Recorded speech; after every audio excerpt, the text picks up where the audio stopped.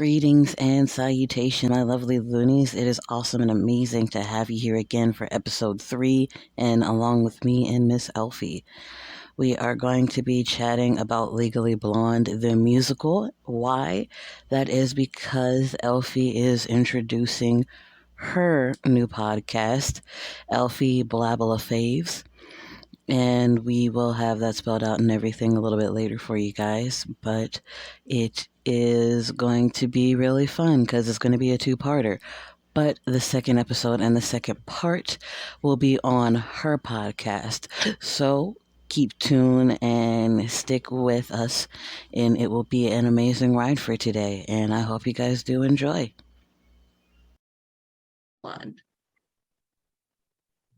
Hey everyone, and welcome to the Looney Bin. I'm here with my friend Luna. My name is Alex, and welcome to our first episode, my first episode rather. Today we're going to dive into Legally Blonde the musical, my current almost obsession. So it's been a while since Lou has seen Legally Blonde. What you thinking today? I don't know really. I don't know what to really expect. All I'm gonna just be honest. I don't know what to expect. Well, honestly, hold up. I just realized we're matching shirt colors. Oh yeah, we're matching shirt colors. Green. I'm wearing actually my old college shirt. It says 49ers. I collected so many shirts in college that I still have some. All right, so honestly, to Mine dive says into Instacart. Instacart, I love them. I use them all the time. Maybe they can sponsor us. That'd be great. Anyway, so honestly, anyone that knows me knows Legally Blonde is typically not my style. I did like the movie when I was younger. My mom liked the movie, but the musical seemed kind of girly and perky, if you will, and it really wasn't my style. But honestly, it is a feel-good, fun time with some girl power behind it, and I absolutely love it. So we're going to dive right into it. And I'm not going to spoil a lot for you, but I'm going to dive in and kind of see what you think. So it opens with Elle Wood's sorority sisters congratulating her on the engagement that Elle thinks is going to happen. And it opens with, "Oh my God, you guys."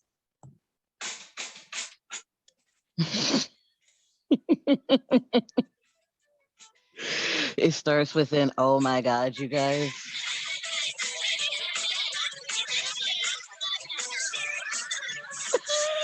Oh no. Okay, so that's the opening number. Wait, did she say I have tears coming out of my nose? Yes. Some of them are a bit ditzy, and actually that girl that was just singing is Annalie Ashford. She went on to play Glinda after Kristen Chenoweth. Nice. And her Glinda is really, really good. So it almost does remind me. Elle is played by Laura what is her name? Laura Bell Bundy. Laura Bell Bundy is Elle in this, and that is a unique name. Yeah, I can't remember what else she's been in, but she's more well known for like Elle. It kind of does remind me of Glinda, her characterization, because in Wicked, Glinda has a lot of layers, and so does Elle. Of course, it's all about her kind of exceeding expectations and all that. So it opens with her sorority sisters kind of congratulating her because Elle is basically saying that she's going to be proposed to by her boyfriend, Warner. Warner Huntington III. And the opening number, while perky and kind of almost annoying, it is really fun.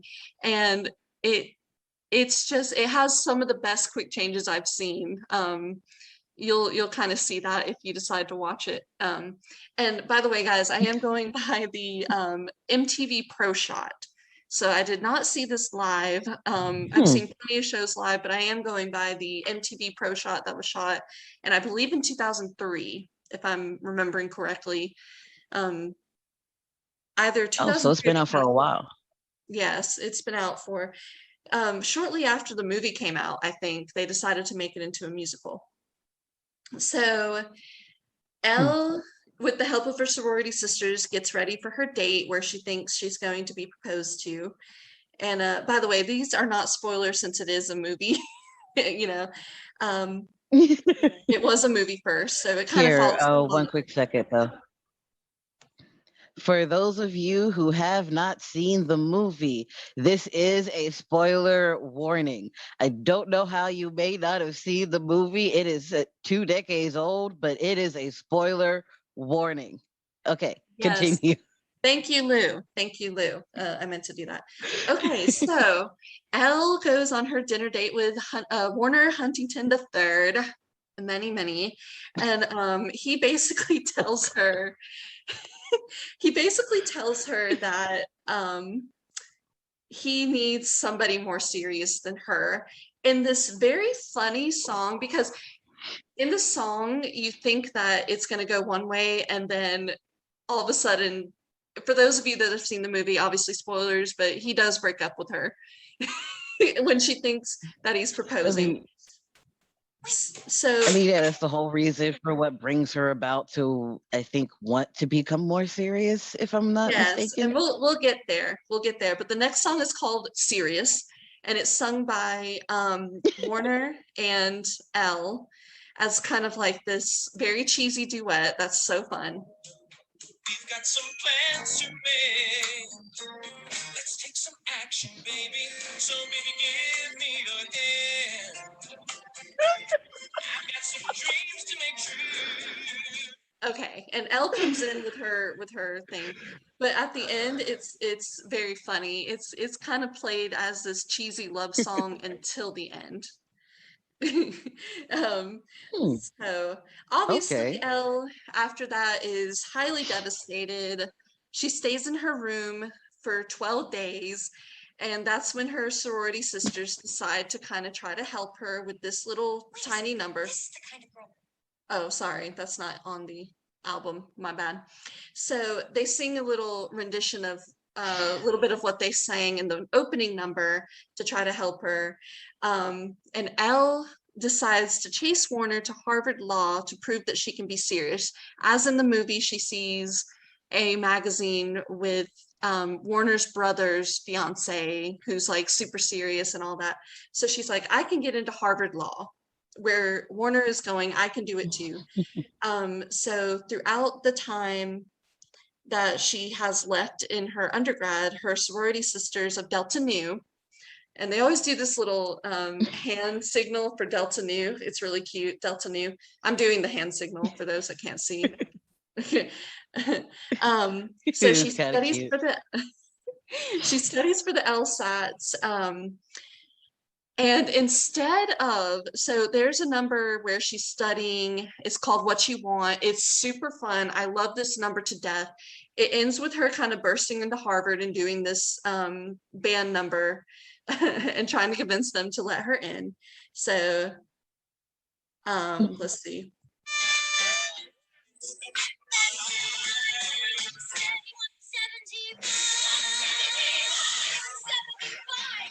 And I'm trying bits and pieces, but that's when she finds out she passes the LSATs. Interesting that in the musical they say she makes a 175, but in the movie she makes a 179. So I don't know why they changed that. I don't know if it was a let's make it more realistic, but that's the whole point of Elle, is that she's supposed to be very, very smart, even though she doesn't give herself credit. So I don't know why they changed that, and it bugs me that they say 175 instead of 9. Well, maybe they either forgot, maybe it was a typo and they just decided to roll with it. Or another thing is maybe they decided to switch it to 175 because it's easier to rhyme with than 179. I don't know, but it bugs the crap out of me. But What You Want is a super fun number. This is where the acting and dancing chops have to come in because it is a dance number too. So I wanted to play Elle up into that, but I'm like, I would die. I would die from, I don't know how Laura Bell Bundy did it, when she played Elle. Anyway, so obviously, as in the movie, Elle's accepted into Harvard Law, although in the musical, they make it seem like she only got in because she kind of convinced them to let her in. I can't remember exactly what happens in the movie, but I think it's more that she made a 179 and they thought she was pretty. But in the musical, she kind of convinces them with a song that she can go to Harvard, and she, makes a 175, which I think the lowest you can make is 170 to get in.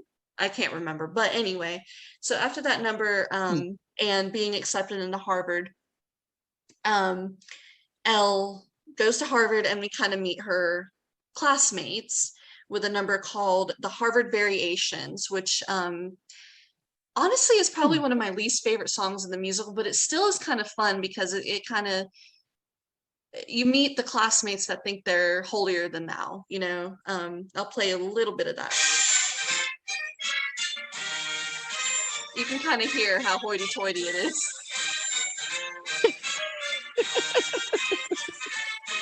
You remember not too much because, let's see. Yeah, the lowest you can get is a 173 for Harvard, 171 for Stanford, 172 for Columbia, and Oh, yeah. 173 for Yale. Yeah, that might have been So different back in the she got early. 2 above. Yeah, that might have been a little different in the early 2000s. A little bit I remember, different. yeah, I remember somebody talking about how the highest you can get was a 180. So that's why, in the movie, it was important to say that she made a 179 because that's almost a perfect score. But anyway, so the Harvard Variations are kind of a fun way to introduce her classmates. And they go to class after she meets Emmett. Emmett Forrest, which I think is kind of a cool name. He kind of, makes sure everyone is there, and then they go to class. And Professor Callahan is this musical's, version of the female professor that was in the movie. I think there were two professors in the movie, and in the musical, there's only Professor Callahan that we're introduced to. But anyway, he has this really cool number called Blood in the Water.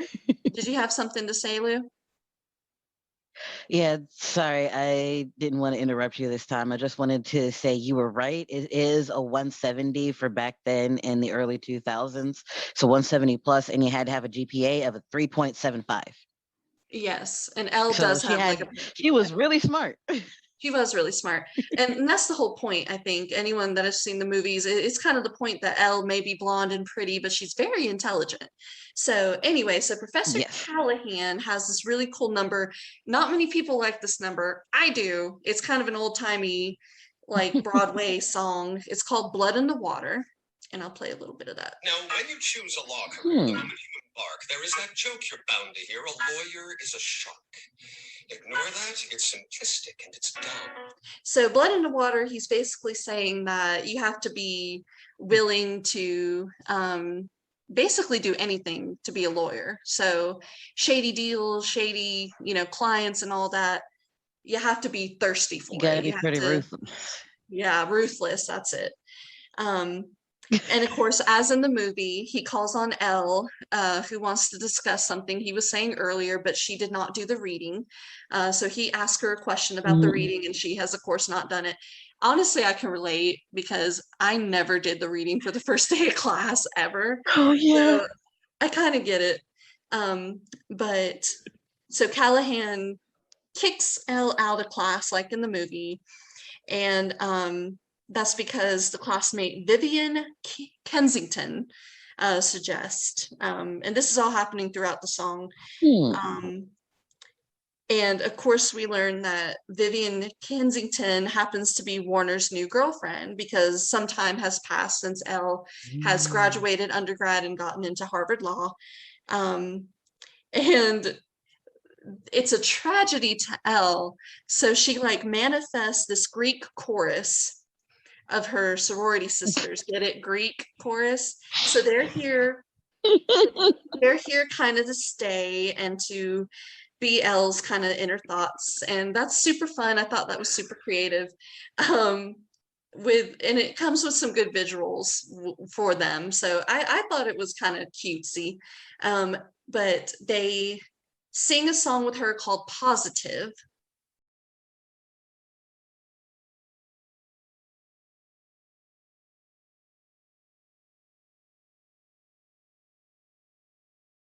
Is basically, I'm getting Hercules vibes from that, like the yes, three they're women like singing. the I'm getting the muses.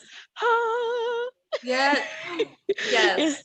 Keep that in your mind when you watch it. Keep that in your mind, Hercules, because I thought the same thing. So they sing a song basically saying, Elle, she ain't shit. You're the shit. You're awesome. And basically this, just like in the movie, Elle kind of has this revelation of, if I want to be more serious, maybe I should not be a blonde. So she goes to the hair affair, which I love that name, hair affair, where she meets the beautician Paulette. Beautiful And if name you for a guys salon. remember Miss, I believe her name is Jennifer Cooling, whatever her name is, that plays Paulette in the movie. She's just as awkward, but a little more bubbly in this. She's the hairdresser who kind of counsels Elle and is like, you can't go brunette. Your hair, you're like a winning lotto number, she says, because she has blonde hair and blue eyes and everything. And she talks to Elle of meeting her dream Irish man. Like she dreams of going to Ireland and marrying an Irish man.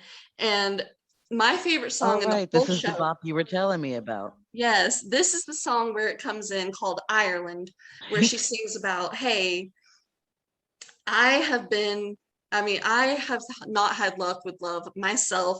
This is what I dream about, and it's called Ireland. My absolute favorite song in the musical. Don't know why, but it's kind of just a quirky. Elle, do you know the number one reason behind all bad hair decisions?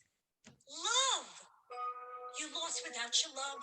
Your heart is on the floor. I can help you. I've been there before. So she sings about, her dream, and basically helps Elle to realize that maybe she doesn't have it as bad as poor Paulette. And if you guys remember the movie, she basically lives with a guy for 10 years who then decides to cheat on her and take her dog. Very sad stuff. And I say that because that, of course, comes in the play later. And they use a real little English bulldog. He's so cute. He's adorable. Oh no. They also use a real Chihuahua who's like super well trained. Very impressive stuff from You the have to be a Chihuahua. well-trained Chihuahua. Like Yes. Chihuahuas are tiny, evil little demons. Like you have to be well Oh, trained not well, to just go and attack things. At as least the ones someone I as have seen in real life are mean. yes, as someone that worked in a vet clinic, Chihuahuas are really good dogs if they have good owners. Which typically with small Okay. dogs, not just Chihuahuas, but like many small dogs, and this is kind of going off topic a little bit, but with many small dogs, people think they don't have to discipline them, not discipline, but train them as much because they're small. When honestly, they probably need a little more Gotcha. training than the bigger dogs that think they're lap dogs, like mine over there snoozing. But okay, so after Elle gets a little pick me up from Paulette, who should come in but Vivian Kensington herself to discuss party plans, and gives Elle an invitation saying it is a costume party. And Oh no. of course, we all know where this is going. This is like one of the most cliche things from the early 2000s comedies like this. Obviously, spoiler alert, it is not a costume party, but Paulette is super excited. Elle is It's very like excited. a black tie event, isn't it? Like a nice Kind of, gala yeah. black tie Well, sort of it's not event. a costume party. That's the thing. So Paulette Fair. sends Elle off with one last reprise of Ireland. I don't think that's on the on the it is, but I'm not going to play that one because it's just kind of a rendition of what she's saying before. So obviously Elle, just like many early 2000s women, dresses as a Playboy bunny and goes to the party.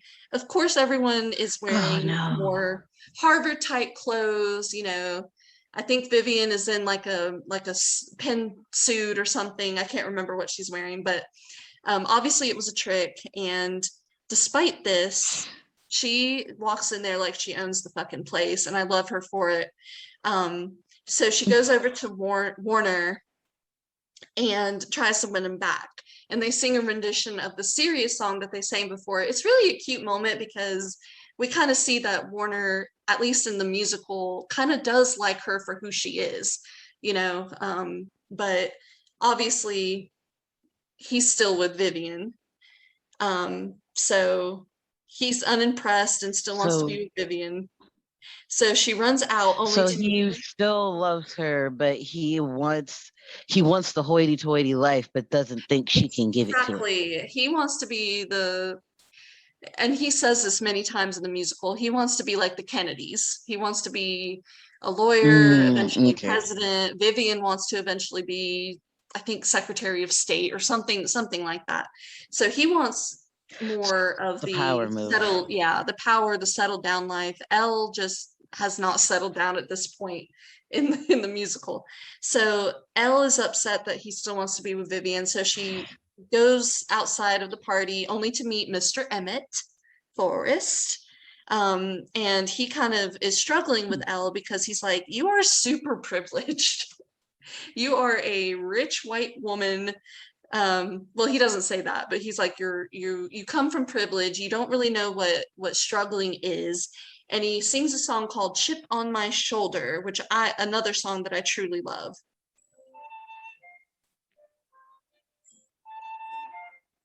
Whoa, Elle, what's up? A man. Harvard Law was just part of that plan.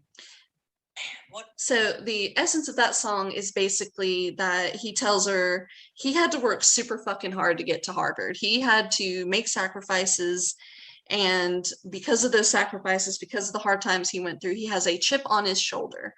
Because Elle's whole thing with him is that he's stuck up and kind of, you know, has a chip on his shoulder. And he's like, damn right I do, because I had to fight for everything that I had.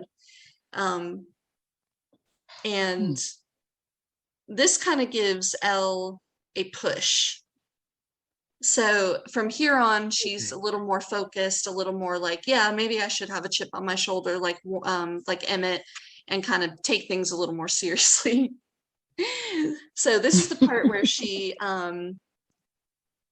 gets into a debate and defeats Warner in a debate in class.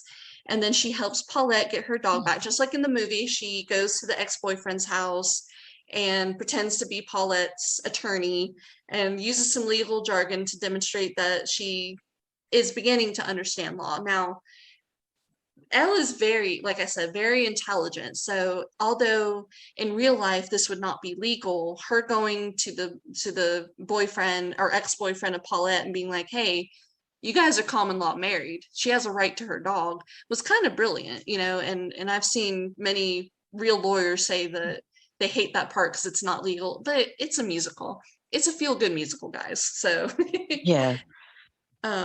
It's literally just supposed to be there to show her intelligence as well as have a sweet heartfelt moment in knowing that this woman is actually going to, well, spoiler alert, get her dog back. He's so cute.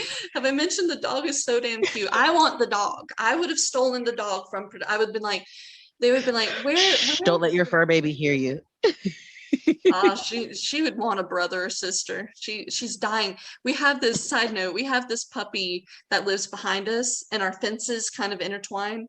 So she goes to the fence every day looking for this little puppy, and she's dying to play with the thing, but it's too small to play with her right now. And so when he gets bigger, we're gonna make a play date when he gets a little bit bigger. But she loves other dogs. She truly does. But anyway, so after she gets the dog back, she realizes that, you know, she has been taking things serious, and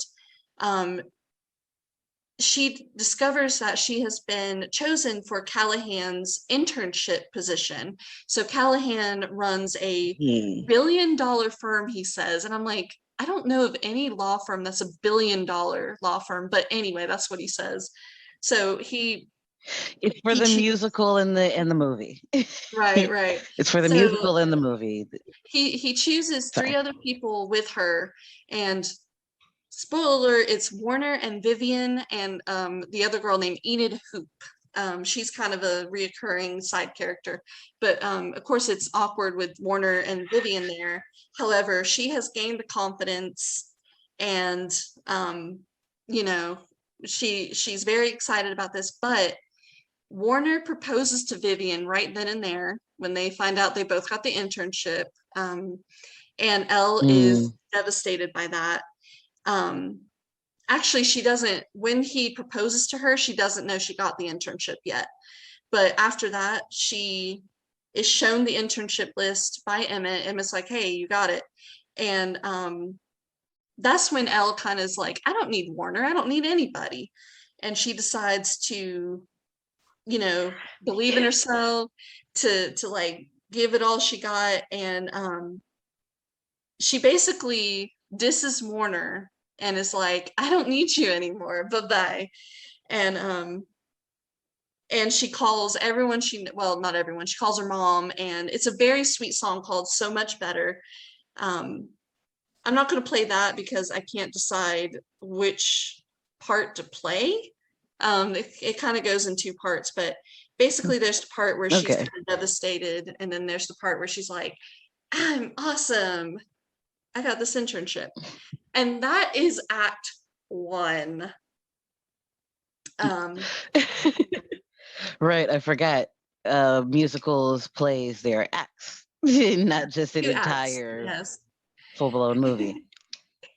All right, so Act 2, we open to fitness queen Brooke Wyndham, who is insane, working out, and they're basically watching her workout video, the interns, and it's called Whipped into Shape. And oh my God, I thought I would die at the song I told you about, where she gets into Harvard. But this song, she's literally working out and singing at the same time. I mean, it is just insane. Let me find that song. Oh yeah, you have to have insane cardio for that. And welcome back to the Winter Workout Disc 2 Challenge and our daily commitment to being the best we can be. Yeah! So grab your cardio whip boxers, because if you want to get ripped, you gotta get whipped. Do you want an easy miracle? Do you want to lose a pound or two? Yeah, so it's just insane. Every time I watch it, I get out of breath, and I'm just sitting there watching it because I'm like, yeah. You want to know like a pro tip that a lot of singers do tell you to try and do if you want to be able to sing and dance and do stuff like that? You literally have to be on a treadmill and you actually have to sing. You got to run and sing at the same time to even remotely get that and to improve on that. Yeah, my fat ass ain't doing that. I used to do that. My fat ass ain't doing that anymore. Girl, you are not fat. You are not fat. Do not make me come over there and hurt you. I at least have 100 pounds on you. Do not even call yourself fat. I don't know about that anymore, girl. But anyway. Are you in the 200 range? Are you in the 200 range? I think not. Okay. Don't stroke your chin. You know you're not. Getting close. But anyway, so Whipped into Shape ends, and we see that Callahan is with his legal team and the interns, and he tells them that Brooke has been accused of murdering her billionaire husband, just like in the movie.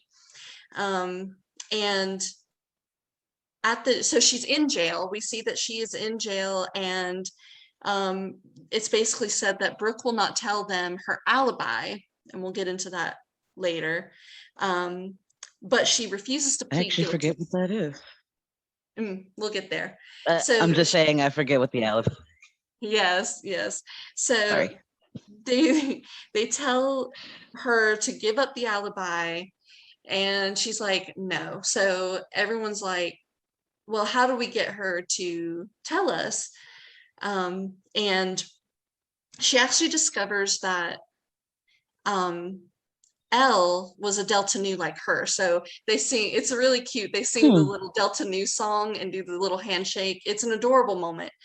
And that makes Brooke trust Elle. So she tells her alibi, and her alibi was that she was getting liposuction, which she wants to keep private because, of course, when you're a fitness guru, you want to make sure that your audience knows that it is all natural.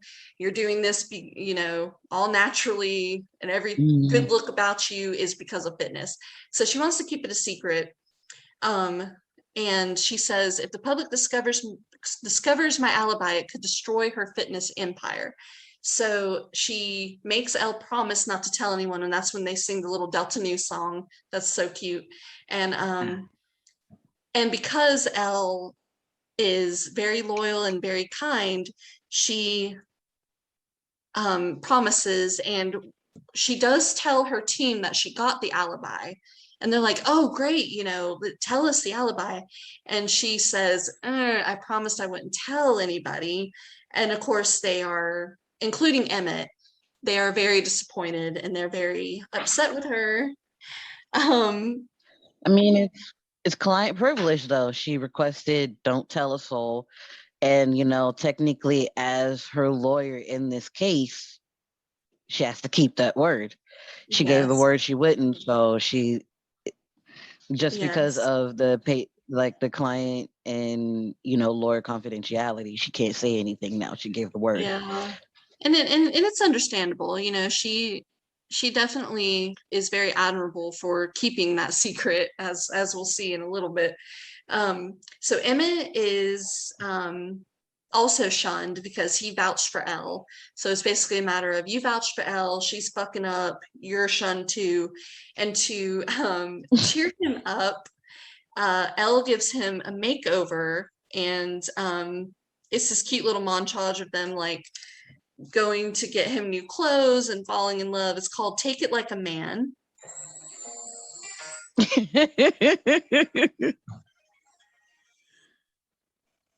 is this place? It's called a department store. So they have these cute moments. And I'm just gonna say, the more that you talk about it and the more you tell me this stuff, I want to go watch it. It's amazing. It will make you could not slap the grin off my face when I watched this. And honestly, I can't remember how I even got into it. I think I kept seeing it on TikTok, and I saw Ireland on TikTok as like a montage type of thing. It wasn't even the main focus. It was like in the montage. I'm like, that is really pretty. Like, that's really cool. And then I kept hearing things about the Search for Elle Woods that was done right after Laura Bell Bundy's run. Basically, the Search for Elle Woods was a reality show where they took a bunch of young adults, young girls, and were like seeing which one of them would be the next Elle Woods. And after the winner won, it shut down 2 months later. Yeah. Horrible. Yeah, sounds about right. Oh, right. So after Elle gives Emmett a makeover, she goes back to the salon and is getting a manicure when Kyle. Okay, so Kyle, the sexy UPS guy, comes in and he delivers a package. And it's so funny because he walks in with his package in his hand and he says, I have a package for Paulette. And of course, all the girls in the salon are like swooning over him. He is so cute and sexy. And actually, he was married to the woman that played Paulette. So they were married in real life. So they really played this up. It's so funny. And Paulette is like, I really like Kyle, but I have no confidence. And that's when Elle's sorority sisters show up and are like, you should show her the bend and snap. And everyone should remember the bend and snap, even if you have not seen Legally Blonde. The famous bend and snap where you bend over, basically touch your toes, and then snap your chest back is famous. So they have a song called Bend and Snap, which is not my favorite in the show, but it is pretty fun.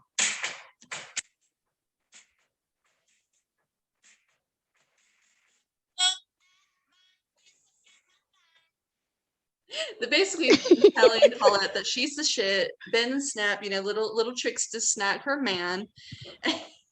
So that's fun, just a little fun little scene. I can't pronounce her name. I think it's Orphis that played Paulette, and she just gets really into this song. She's dancing, she's singing, she's shaking her booty, shaking her chest. I mean, it is just a fabulous kind of, every girl is beautiful moment. So I love that song. And we go back to the trial where Brooke's pool boy Nikos, I believe they call him Nikos Tacos because he's from Colombia. Oh no, it's so racist. This is so bad.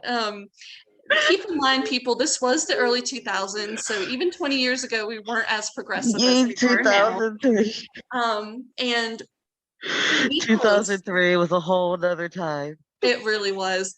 So Nikos is saying that he had an affair with Brooke, and that was her motive for murdering her husband. He's like, I had an affair with her. I'm her pool boy. We had an affair, and that's why she killed her husband. Why? We shall see in a moment. So Elle is on the phone with Paulette, and she sees Nikos, and she's like, hold on a minute. What's going on here? And she goes over to him and does the bend and snap, which she says is foolproof for straight men. Keep that in mind. So she does the bend and snap, and nothing. Nikos does not flinch. So that causes her to run back into the trial and basically say, I think Nikos is gay. And everyone's like, he can't be gay. And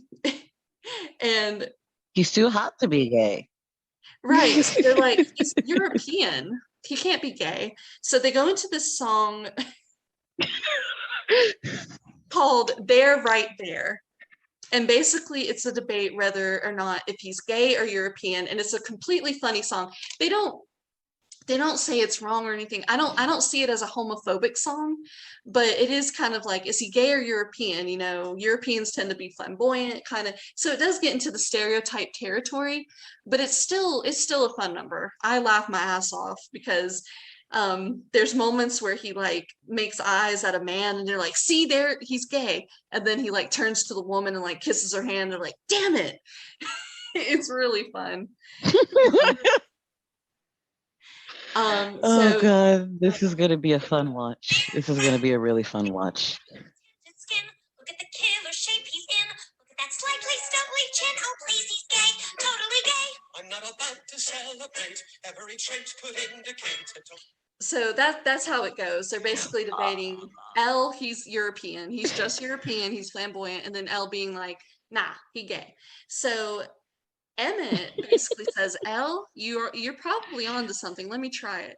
And he asks these series of questions, and he's like, and your boyfriend's name is Carlos. And basically slips that he has a boyfriend. And as soon as he slips, Nikos, of course, is like, oh my God, no, I meant best friend. And that's when we discover the boyfriend is in the audience, and he jumps up and he's like, you bastard. And he just reams him for excuse me, for basically telling people that he was a best friend. So it's a fabulous number. Very, oh my God, it gets into that stereotype territory. Like I said, it probably would not fly today, but it is a really funny song.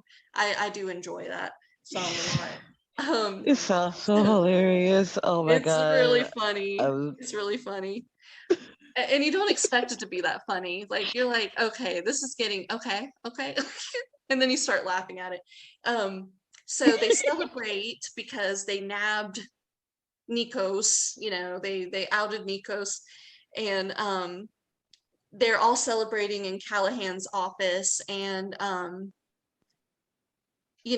Warner is kind of like, this wasn't really a victory because we still aren't getting anywhere. So Callahan is annoyed with Warner, and he's like, bye, you're out, go get me a coffee. Um, and he dismisses everyone else but Elle. And he basically, you know, talks her up, says, oh, you're doing such a good job, blah, blah, blah. Seemingly just a normal professor-student conversation. And that's when, as in the movie, he forcibly kisses her. And, but here's where it kind of differs, because Vivian and Warner, just like in the movie, do see the kiss through the door like they did in the movie. But we'll get into kind of the different reaction to that in a little bit. Vivian actually stays and sees Elle slap Professor Callahan. And that's when Elle kind of breaks down. And, you know, after Warner and Vivian leave, she kind of breaks down and sings this really pretty song called Legally Blonde. The name of the movie. Yes. And musical.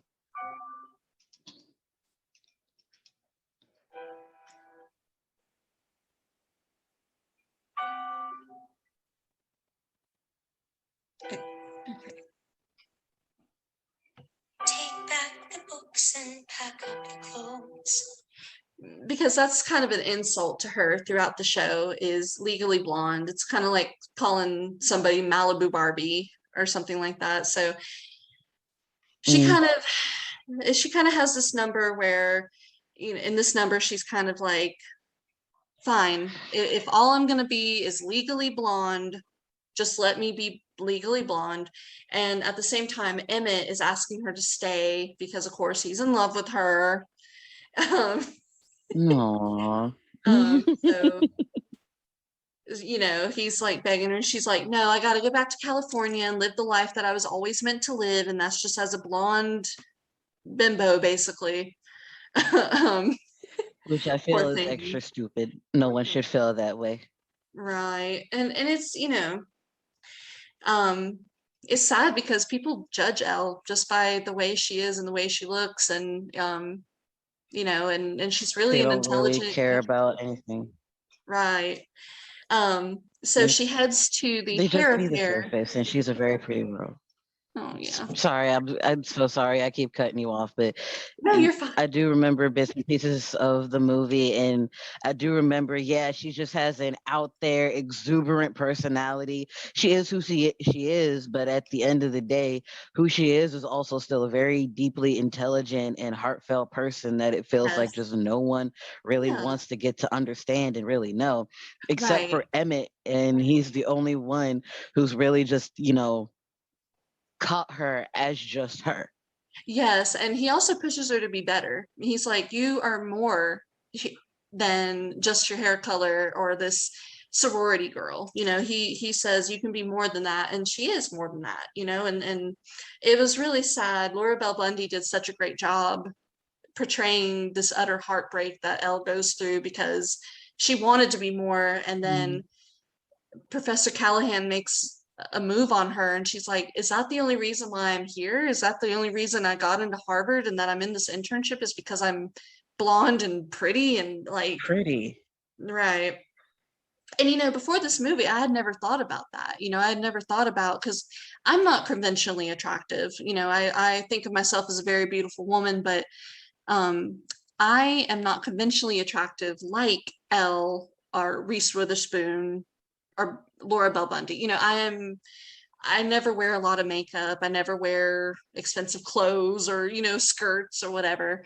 So I had never thought about that aspect of being conventionally attractive. And then you feel like people are only your friends because you're pretty, or you only got something because you're pretty. And I think this was the first movie to kind of highlight that, you know, and musical especially highlights this very well. So after Elle's little breakdown, she goes to the hair fair to say goodbye to Paulette. And who is there but Vivian and her friend Enid, and they convince Elle that she is more than what they say. So in the movie, Vivian is totally against her. Vivian is the antagonist who calls her a slut, basically. But in the musical, it's a nice change because Vivian is actually on her side. Vivian's actually like, my friend, Okay. I saw what happened and it was terrible. Now they did change that she actually sees Elle slap Callahan instead. In the movie, she did not see the slap, but it's nice that Vivian That's kind a of has nice a big change. heart.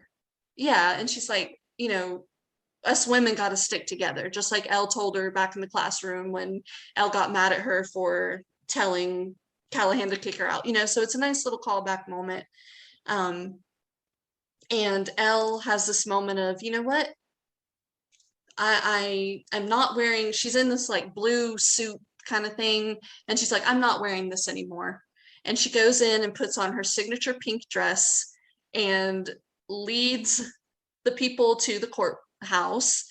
And they meet Kyle on the way, who is taking a liking to Paulette, and he actually tells her that he is Irish. So of course Paulette is like, you're perfect, you are Irish just like I dreamed. He's actually not Irish. My thoughts is that he says he's Irish just like I say I'm German. you know that's my guess. Or the way that I say I'm Irish. Right. So Because they like have the Manning clan is technically from there. Oh, cool. I didn't know that. Well, I'm gonna do a Yeah, we have DNA an test insignia. someday. I'm gonna do a DNA test someday and see like what I'm actually, part A whatever. part of and where you come from. Yeah, where my ancestors are from, rather. um, Right. but during this big kind of parade to the courthouse, Paulette and Kyle share a little cute dance, and they go into the courthouse with the most fantastic song I have ever seen in this musical. It's Legally Blonde, but it's like a reprise of it. Mm-hmm. Maybe Warner saw a blonde who was sleeping her way to the top, but I see a woman who doesn't have to. I used to pray for the day you leave. So that's basically Vivian saying, I see you more than the bimbo, the slut, whatever. And they go into the courthouse, still singing the song, and that's when Brooke fires Callahan, just like in the movie. She's like, I'm not going with you, I'm going with Elle. And this is another thing that lawyers will say is totally illegal. Because Elle is a first year law student, and in the movie and the musical, she gets to be the lawyer with an actual licensed lawyer's, consent and supervision. And that wouldn't happen. I mean, it does happen, but not until like their last year of law school. But anyway, so she gets I to. think it's normally, I think it is normally like their second to last or their last year. They finally get to do cases and actually start to really see and feel what it is like to be an actual lawyer and things like that. So that's about the only thing that is, kind of bad, because the only way or reason I know that is because of a show that I love to watch that's called How to Get Away with Murder. It has ended, but that was the thing with Keating, is that you didn't start doing, or at least going in and doing actual cases until like your second to last year. Last year, you're about to graduate and all that good stuff. You could technically help if you were like first or second year or whatever you were after being a grad, but I do think it had to just be, you would go in, she would give you scenarios that were technically about a real case, and you would have to say what you would actually do for that and actually be challenged, but you couldn't actually be a part and see that person. Sorry for the noise, I dropped something. You're My good. bad. And I don't think we'll be able to cut that out. But anyway, yes. So Yeah, it's a part of the convo. Sorry. that's just how we are, guys. Both of us here in the loony bin. We're klutz. So, Brooke fires Callahan and hires Elle, And that's when we get back to the trial where Brooke's stepdaughter, Chutney, I believe that's how you pronounce it, Chutney. They never really say her name, but like once, I think, in both the movie and the musical.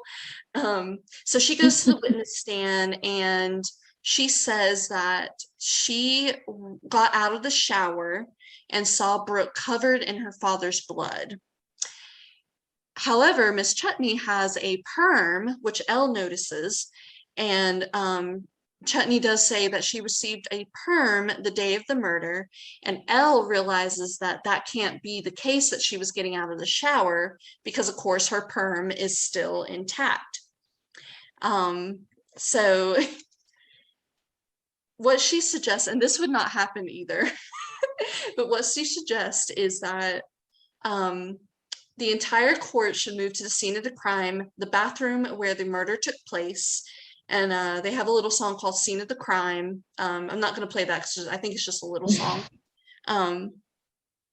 And Elle has Paulette give Enid, her friend, a perm and ask Enid to step into the shower. And, you know, she does. They get to the crime scene, she does. And relying on her knowledge of hair maintenance. So Elle is also very smart when it comes to like clothes and obviously hair and stuff. They mention it several times that her major in undergrad was fashion merchandising, which I've never heard of that major, but that sounds kind of fun. So she's very knowledgeable about these things.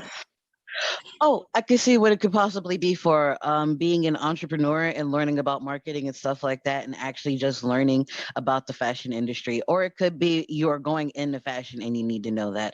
So those do seem like very likely things, but for a very particular degree that you're trying to go into. Yeah, very niche. I don't know what my aunt actually majored in, but my aunt does or did fashion merchandising. She basically, her job was to sell things and travel with the clothes that she was selling, and book the clothes at boutiques and that kind of thing. So that's kind of where I can see it coming into play. But anyway, of course, Enid jumps in the shower like Elle wants, and her hair is completely flat, i.e. Elle says that Chutney could not have been in the shower because her perm is not flat. Her perm is still there. So in other words, she basically pokes a hole in the alibi. And Elle starts questioning her like a real lawyer. And Chutney basically confesses that she did kill her father, thinking it was Brooke. So Chutney is obviously arrested and Brooke is freed. And obviously, if you've seen the movie, you know all that without her alibi being spilled. Yes, and also that she kills her father thinking it was Brooke because Brooke is the same age as her. So she has a stepdaughter that is her age, which is very, I would find that weird. Yeah, that would be. I would obviously not kill anyone, but if, say, my father, both of my fathers, if either of them dated somebody my age, I'd be like, look, no, no. Yeah, because my dad was in like his 50s, like my biological dad, but the woman that he was with was only about 7 years older than me when I was in high school. So it made it weird because it's like you were my older sister. Right. My gosh. And I luckily have never had that happen to me. My parents have all dated and married somebody close to their age, but I could see it being weird. So Warner later proposes to Elle, having dumped Vivian. You know, he dumps Vivian, being like, "Elle, you're serious now. You're more serious than I thought." Right, and you're amazing now. You've opened my eyes. And Elle's like, you missed the boat, buddy. You're still on shore. I'm out here in this ocean. You missed the boat, friend. So but it's more, in all seriousness, it's more that she has changed and she doesn't want Warner anymore. And just like in the movie, we jump to 3 years later. Elle is valedictorian of her class, and Paulette sings a song to tell the audience that Elle is not one to brag. So she lets Paulette brag on her. And Paulette says that Enid, Elle's friend, practices family law. Vivian is training for the Peace Corps, which I thought that was military. Maybe it isn't. I'm way out of the loop. Yeah, I think it sort of is. I think the Peace Corps is literally just like a nice volunteer thing that you can go and do and actually go and help out.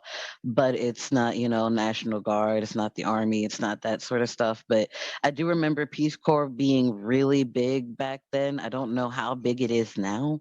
Here, Yeah. actually, while we're talking, I'll go ahead and look up and actually see what the Peace Corps is because I've always Yeah, really been because curious about that. this show is obviously post 9/11, so I can see where they would have to, not have to, but want to put in a little bit of nationalism slash patriotism in there somewhere.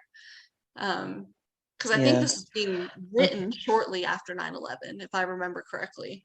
Like I said, I may have. Actually, it was founded March 1st, 1961 in Washington, D.C.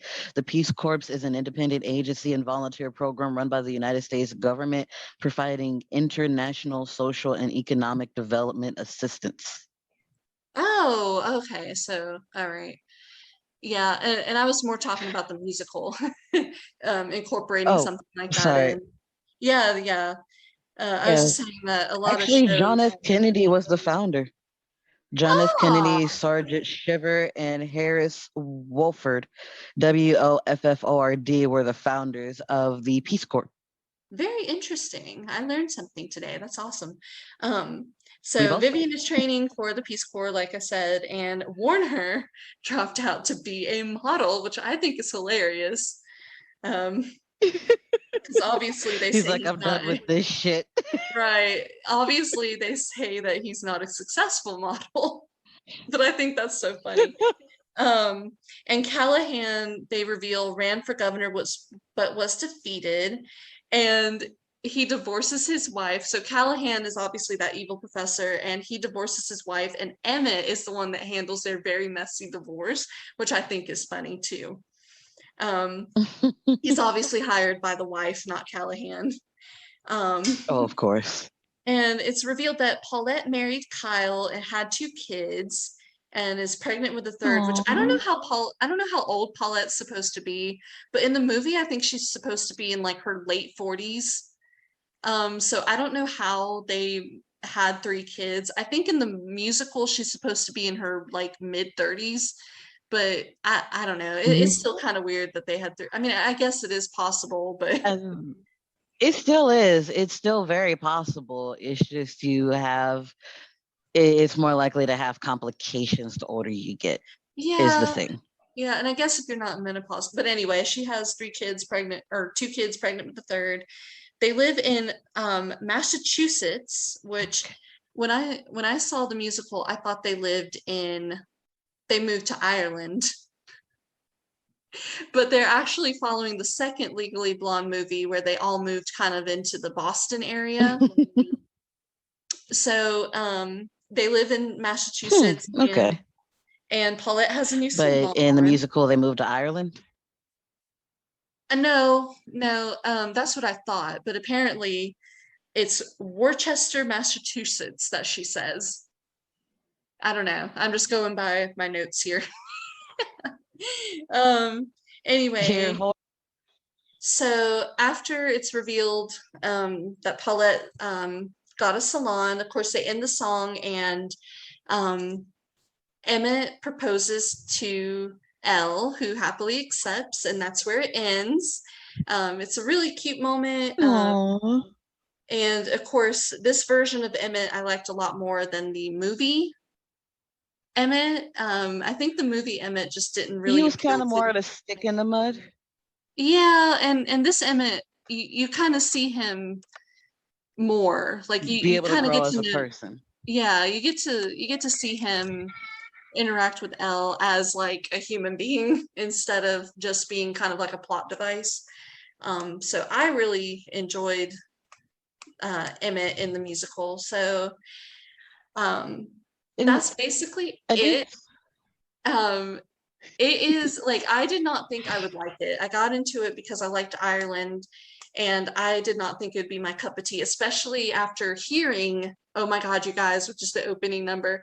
But honestly, it's just so charming and so well done, and it's such a girl power musical. I love the fact that Vivian is on Elle's side and supports her. That's a very nice change from the movie. They become like best friends and um, remain friends for a long time. So yeah, anyone out there, they do have the pro shot on YouTube. I mentioned this on Lou's podcast last time, but the quality is And not don't that worry, great. I can put it in the notes. I can put the link to the musical in the notes for anybody who wants to go and check Yes, that out, because that is a yes, thing that we can do. yes, and But I do this, have a couple of questions for you, though.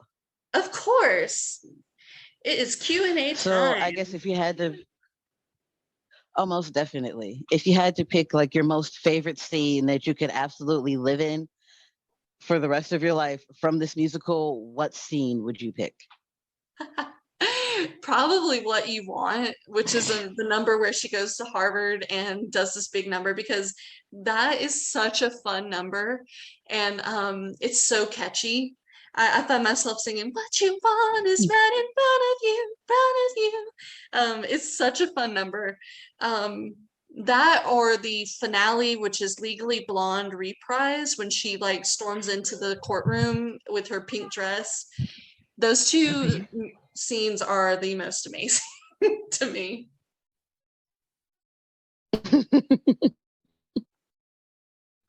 Okay, so my next question is how many times have you potentially watched this musical from end to end? Oh, well, not as many times as I've watched some other musicals, but I have probably watched it all the way through about 4 times and bits and pieces of it like 100, to Sounds be about honest. right. The next question, which is probably going to be a higher number, how many times have you listened to the album? Um, I listened to not the whole album, but I listened to a select few at least every day, once or twice, just depending on my mood. Oh My God, You Guys, I usually Hmm. listen to in the car because I love that number as like a hype kind of start your day number. Um, Ireland, of course, I sing at the top of my lungs pretty much every day because I love that song, Two Pieces. That's what got me into the musical. And Legally Blonde, I sometimes hum, but yeah. Um, some of the songs I don't keep on rotation just because they're very story driven and things like that. So All right. And let's see, where would you place this in your runnings for favorite musicals? Like, would it be top 5, 10, 15, hmm, 20? Where do you that is think you a would place that? that is a very good question. I would actually place it in, I would say the top 10 or top 5. I don't know if it would be my top Hmm. 5, but it's definitely up there because like I said, it's a very feel good. This is the So type what, of like a musical. sixth, seventh place?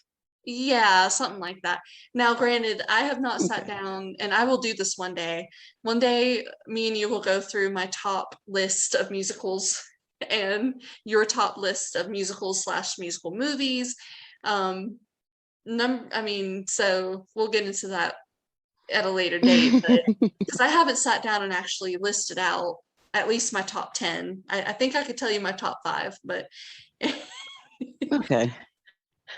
On a scale of 1 to 10, where would you like place this movie as like one that you love? Like 1 being not so much, 10 being absolutely love. oh gosh, see, I'm hyping it up, but honestly, I'd put it at about a 8, um, 7.5 It's to still 8. not too bad. Yeah, there are some. little bit awkward moments. Like the Greek chorus thing is a really cute idea, like the first time it happens. But that gets kind of But they kind of almost, overdo it. yeah, it gets kind of almost annoying.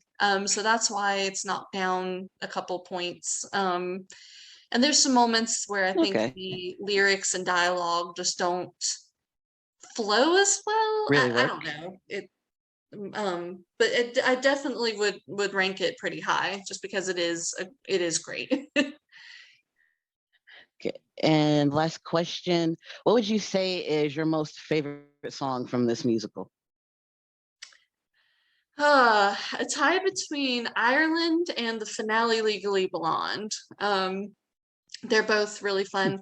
I would say Ireland though, because I definitely sing it a lot, and that one it's not only heartfelt, but it's like really funny. It's a really Okay. funny song, and I can't wait to come back and see your reaction to all of this. Because I told you obviously the Oh, plot you will because happily. yes, I told you the plot. And I kind of told you, I mean, obviously, I could tell you a little bit more about this musical because it's a movie. So people know it. People out there have seen the movie for almost 2 decades, and both have seen the movie at least a couple times in our lives. So a lot of it does follow the movie pretty closely, but with a few changes. So what do you think? Do you Yeah. think it's something that you would be interested in in watching? Most definitely, especially with just how the songs are. I want to listen to them all because I forgot how much I love musical numbers. And just hearing a few of them, I'm just like, I'm so sad I can't listen to the whole song right now because I I want to know know. how this goes and where it ends. Yes. Oh, it's great. And honestly, anyone that knows me knows that this isn't really the type of musical you would think I would be into. But I felt the same way. I heard one song and I was like, I've got to get on Spotify and listen to it. But we will reconvene when you Yeah. watch it and we will discuss. Yes. And I will let And you this lead will be us. the episode 2 for. Hold up. I do need to promote you. This will be episode where my reaction will be episode 2 for Elphie's Blabble of Faves. So please do check that out and keep an eye out for it because it will be coming out very, very soon. But this is the 3rd episode for my podcast. It's the first for hers. You will hear this lovely woman on my podcast every Friday. We are still getting the date set up for her lovely podcast, but please do listen to it and keep an ear out for it. And do you want to tell everybody your social media so that way they can follow? Sure. I don't really, fair warning, I don't really do a lot of social media, but my Instagram, and I have changed the name recently, so I have to just make sure that I have it right, um, is Def Echo It should 1313. be like That's, Def Echo 1313, right? yeah, Def as in I am deaf. So it's DEAF Echo 1313. On Twitter, it is Death Echo 13, so just 113 on that. And I will post links to my YouTube as well. Again, not very active on social media as of yet, but if we both get a little more of a following, of course, I will be a little more active on that. Of course, of course. All right. And for me and my social media, you can find me at Luuney_Lulu_DIY on Instagram. And it's Looney with 2 U's instead of O. So LUUNEY. And you can find me on Twitter at Looney_Lulu. Or you can also find me on TikTok at Luuney Lulu, no underscores, no nothing. Just type that in, you'll be able to find me. And you can also find my YouTube channel as just called Luuney Lulu as well. And we'll also have a link for that for you too. But it was so awesome being able to do this with you again, Elphie. This was so much fun. And we will be reconvening for the part 2 of this a little bit later for my reaction on how I found the Legally Blonde musical to be. I can't wait. And guys, hopefully this went smoothly. We did have a little bit of technical difficulties, and I'm hoping that it wasn't too bad, but we shall see in editing. Fingers crossed. Thank you, Lou. I love you. Thank you, Elphie. I love you too. We will reconvene later. All right. Thank you guys for listening. All right. Thank you guys again so much for being a part of the third episode and just getting to know me and Elphie a little bit better. And once again, don't forget to check out Elphie's Blabla Faves, and that's Elphie, ELPHIE, apostrophe S, Blabla, BLABBALLA,